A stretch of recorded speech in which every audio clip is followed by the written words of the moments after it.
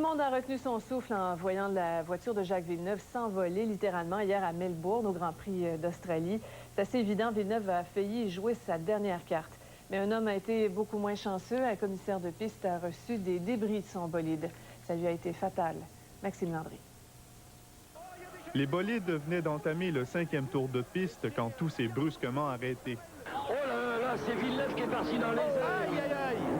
Oh là là là là. La barre qui roulait à 210 km/h s'est désintégrée en frappant le grillage de protection. Villeneuve, dans sa monoplace, s'est finalement retrouvé à plus de 130 mètres du point d'impact. Tout ça en un clin d'œil. C'est une fraction de seconde qui est multipliée peut-être par 10, parce qu'on a le temps de réfléchir à tout ce qui se passe. Jacques Villeneuve l'avoue, il a eu peur. Peur que sa tête cogne un arbre ou encore un mur de pneus. Un gros choc, oui. Mais tu as mal quelque part, là? Non, juste le dos un peu tassé. L'an dernier, Villeneuve l'avait aussi échappé belle lors d'une séance de qualification en Belgique. Mais il en était ressorti avec le sourire aux lèvres. Pas cette fois-ci, d'autant plus que l'accident a fait un mort. Un pneu s'est faufilé au travers d'une ouverture réservée aux photographes. Un commissaire de piste l'a reçu en plein visage. Il y a à peine 6 mois, la même chose est survenue en Italie.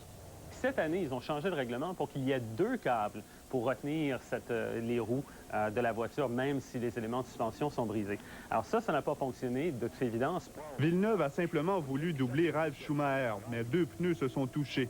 Une manœuvre comme la dernière qu'a effectuée Gilles, son père, en Belgique, il y a 19 ans. Ce qui fait qu'un accident est mortel et un autre miraculeux, comme on l'a vu hier, c'est tout simplement le fait que l'angle de contact avec le mur y est pour beaucoup.